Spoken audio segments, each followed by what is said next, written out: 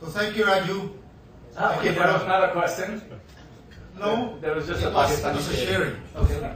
But thank you for allowing us to revisit our assumptions.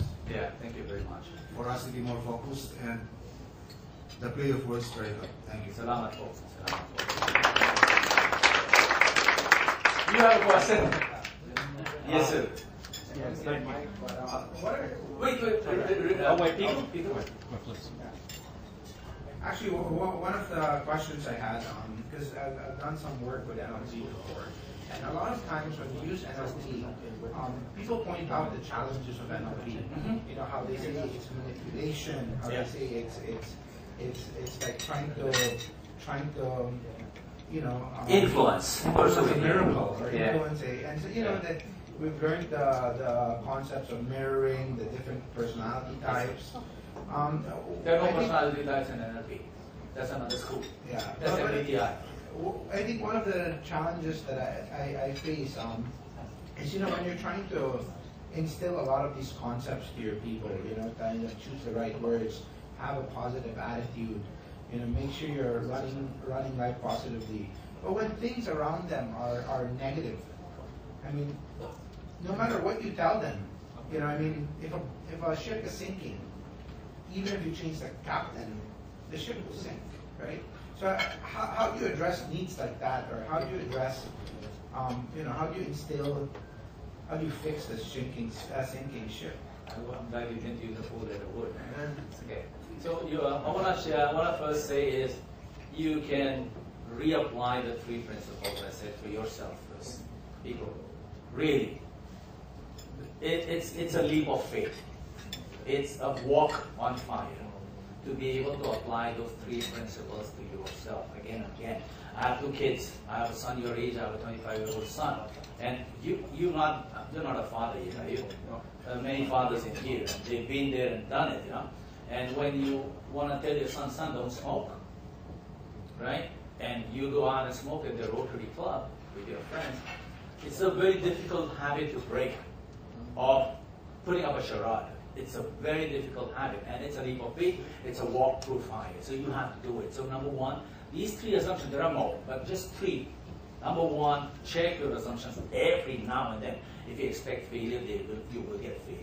What do you think about constantly? How are you expressing it? Very simple. What's your assumption? What do you think about constantly? How's your expression? Simple as that. You have to be a role model first. You can't just instill principles, you have to live them first. I mean, talk about values, there are Athenians and people from LaSalle here. You've got to live values rather than just espouse them. You know? So that being said, that's for you. But let me explain NLP to the rest of the group here. NLP is Neuro Linguistic Programming. Digital word, no? Neuro Linguistic Programming, that means programming the brain through language. Look, we do that all the time. You go up to girl and say, you look good, you want to go on.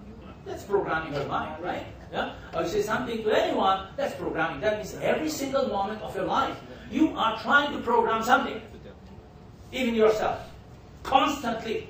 You wake up in the morning, there's a mirror or no. The moment you talk to yourself, you look at the roof and look at the ceiling and you talk to yourself, you are programming yourself. Thus, NLP is not just a field or a study, it is the fact of life. I come from a Hindu background, and some of you might be Hindu here, if you've seen the picture of Lord Krishna, Jesus Christ, you know, Krishna, okay? So the guy on the chariot, driver of the chariot, it's a myth. And back in those 5,000 years ago, they had 5 horses to the chariot. What did it mean? That means you've got to control your senses. That means you've got to program your mind through your senses, through the 5 horses that lead you out into the world, out into the universe. That's the significance of those 5 horses. No? So again, I don't want to take Christians, people here, and Muslims here to that aspect, but I want to tell you this, that you constantly maneuver, manage your 5 senses. That is NLP. Yeah? Some are professionals in it. Some have a lot of language built around it. It's vocabulary. It's like MBA. You know? So an MBA is a successful business person, and a person who's never been to school is a successful business person. But they're using the same leadership and management styles, right? So there's a lot of vocabulary around NLP. If you forget the vocabulary, if you understand the depths of it, then you don't need to worry. Are you with me? It's a living fact. Right now, what have I done with you in the last 30 minutes? I have used every little aspect I know of NLP to the most. That's how I have you engaged. No?